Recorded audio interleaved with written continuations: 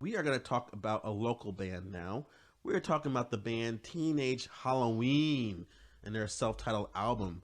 They are a 6-piece power pop band from Asbury Park, New Jersey, right down the street from us. If you consider right down the street a good 40 minutes, 40 hour and a half maybe from where we are. Like an hour. Yeah.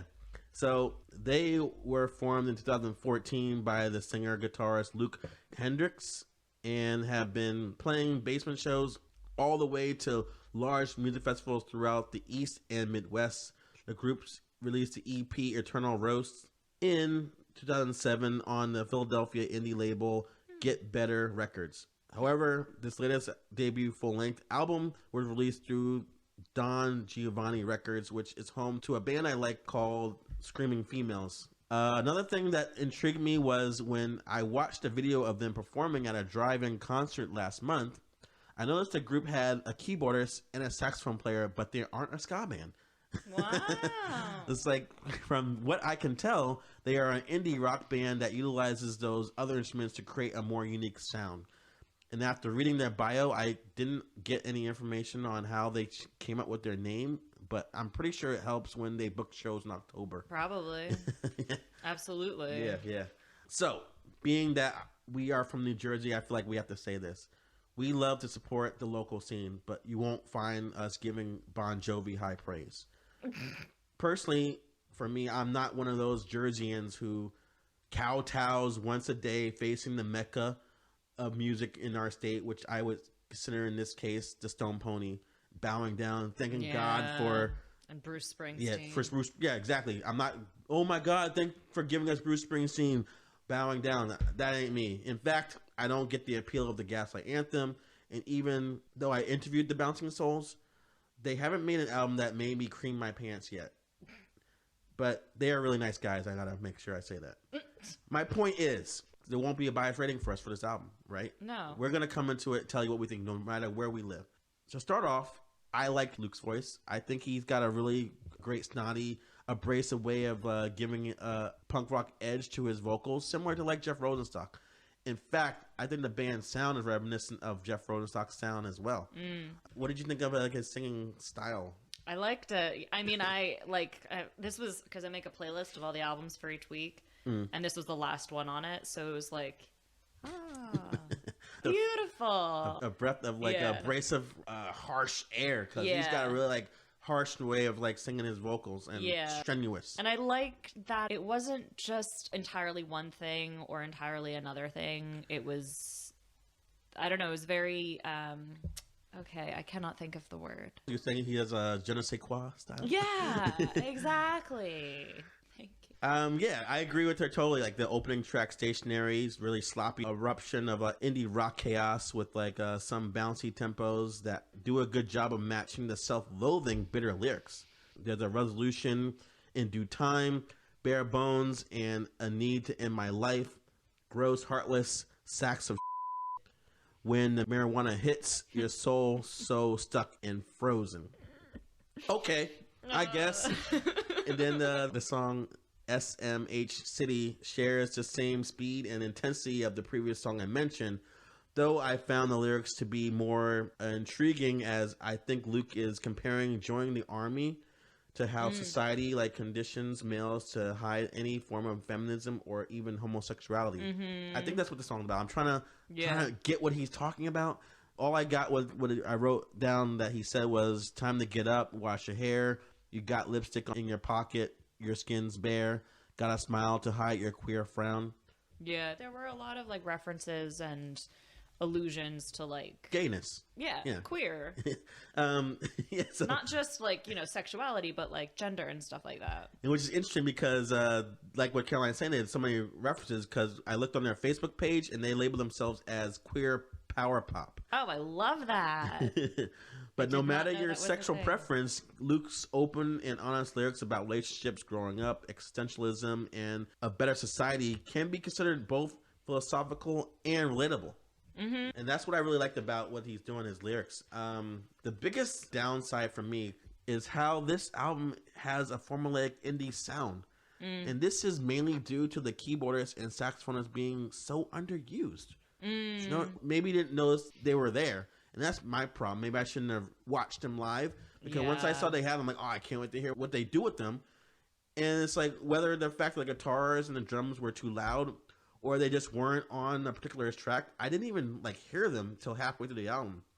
In some cases, they may not have been needed. Like the second song, which is called Holes, which has a great imagery and commentary on self-isolation.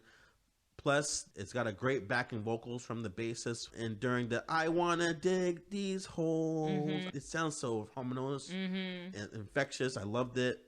But "Clarity" is the first song I actually heard a saxophone on there. And instead of a abrasive indie rock, it's like a more of a mellow alternative poppy song with like the woo-hoo-hoos and in the chorus before like the brief saxophone notes layered in the second verse. Yeah, I like but that was song. bothering me. Like, why are they there if they're not going to be used? Yeah. What do you think?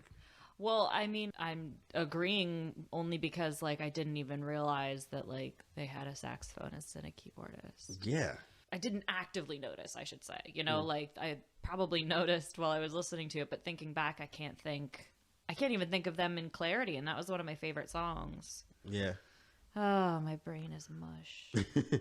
And this song called Sweat keeps like the mid-tempo 90s alternative rock style and does a decent job blending piano keys and harmony vocals throughout. And again, Luke does a great job with such hopeless, relatable lyrics when he's like, "I would die for you. The current state of the world I wish I could undo. Don't want to live in this world ran by fascists. Truth hits. There's no end to suffering." It's like, yeah. It's true. I get you, man. It's true. But and then the final track, I think, brings home my point about the other musicians, because that was the most unique song on the album, which is called "Turn Right, Go Straight," and it's got like a jingly like bass tab, fluttery piano notes, and like a splash of country western guitar twang in the background before like that explosive like rock out part at the end. It's not my favorite song on the album, but I just like the fact that it was something diverse from what they were doing. Because for the most part, what are they doing that separates them from other indie rock bands in general? You know, was there any song that you hated? There's 10 tracks. I feel like you liked them all or had no negative opinion on them. I didn't like hate anyone in particular. There were a few that were kind of forgettable. And then there were, you know, some that were like, yeah, it's pretty good.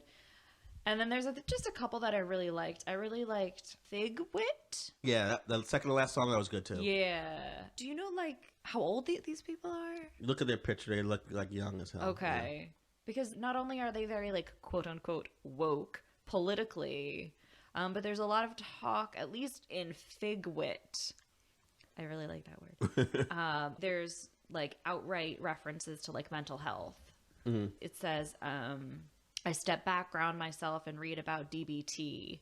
And I'm assuming that means the behavioral therapy, dialectical behavioral therapy. And that's awesome because like, yeah, good. Be gay and go to, you know, do DBT. I don't want to say be gay and go to therapy because then it sounds like fix your gay by going to therapy. But like, no, I like that like I didn't know that about the queer pop punk. I never heard that genre before either. I love that. Yeah. And I love that they incorporated a lot of that throughout the album without making it like a too gay flamboyant album, because then you know that they would get flack from people on like every side about that. Yeah. But I think that I don't know, it's got a really good balance in terms of like content in that way. And I'm all about like, you know, anti-capitalism and being queer and going to therapy. Okay. So to wrap things up, this album's 30 minutes with 10 tracks, averaging about 2.5 minutes. It's like an indie rock fan's like dream come true, right? Especially you. For me. Caroline loves that. But I think if they utilized the sax and the keys and fleshed out some of the songs, they could have created more of a diverse sound at the risk of making longer albums. I would take that chance. Teenage Halloween looks like an interesting live act, just looking at them and seeing that performance. But I think they should take that and do a better job of incorporating that in the studio. But songs are pretty good. So I'm gonna say download this. It's worth your ears. What do you think? I agree. I have like nothing else to say. I feel like I've said everything. I hope that this is like a genre that is like becomes a thing, because I would like, that's fantastic. And I hope that once COVID's over, if it's ever over, that Rounding the turn. We're rounding the turn. Yes. We're rounding the turn. Yeah. That they perform near here, because I'd like to go see them. So download this. All right, we agree. Yeah, you guys should hear the latest debut album from Teenage Halloween and support your music scene no matter what time of the year it is. Yeah, exactly. But let us know what you think in the comment section of their debut album, if you liked it or hated it. And give us your idea of what you rate it as well. We appreciate all your thoughts.